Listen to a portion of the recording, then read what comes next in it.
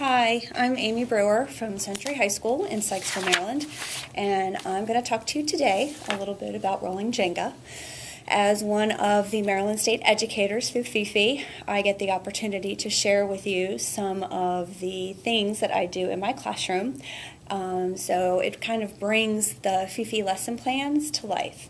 So you'll see my kids play the game a little bit later, but first of all I want to talk to you a little bit about how to set it up. And why you would want to use it.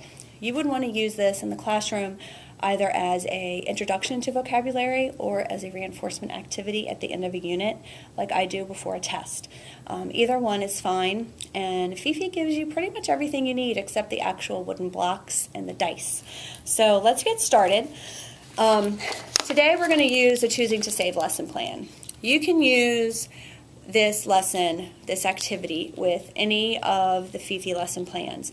There are vocabulary lists in virtually all of lesson plans, so all you have to do is pull the sheet out, number it, and you're good to go. So as you can see, this one is 2 pages, and there's a term, a number, and then a definition. So what the kids will do is roll the dice, and that will determine whether they will either draw a picture of the item, choose any of the options I'll be listing in a second, draw a picture, define the word, how it describes you, why it's important, or use the word in a sentence. So there's different options that they can do, and one thing that I've heard suggested is instead of drawing a picture, giving the children Play-Doh to have them sculpt a little figurine of what the word is. So that can be fun. But the die is right here, the template. So you can cut this out, fold it, and tape it if you like on cardstock or whatever. I find it easier just to buy the dice. They're a little bit more durable.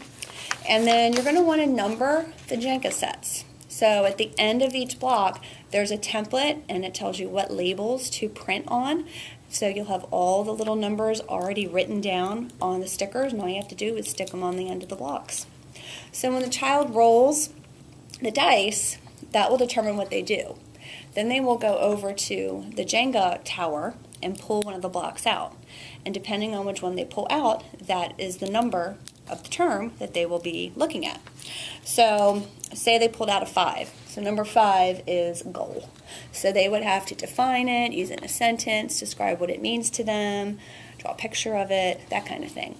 So that's a little bit of background of how to set it up. It's really not a lot of setup, takes a little bit of time, but once you get it done once, you're done.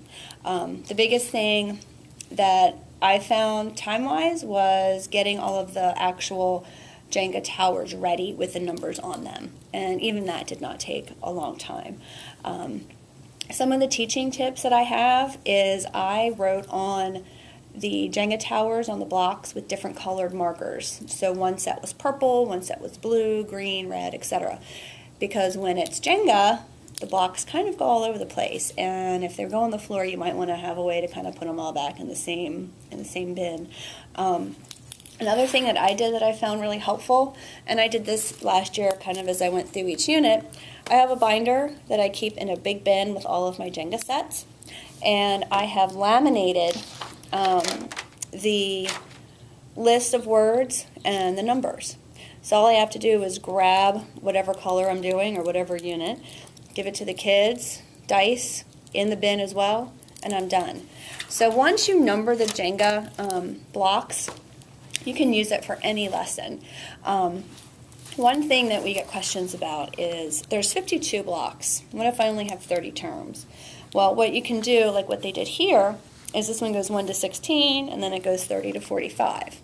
So if a child pulls out a 42, the net income is going to be their term. If another child pulls out 13, that is also net income. So they might get a little bit of duplicates, but it's okay.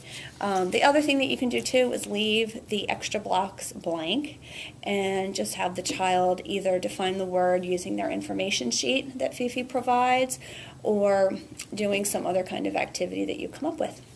So what I usually do is I write 1 through 6 on the board so that when they roll they can look on the board and see what they have to do. You could also do a laminated sheet in here as well and kind of pass that out every time you play the game just so they know what they need to do. So I hope you have fun with it. My kids love this game. They have a lot of fun, and they love yelling Jenga. So thanks a lot. Bye-bye.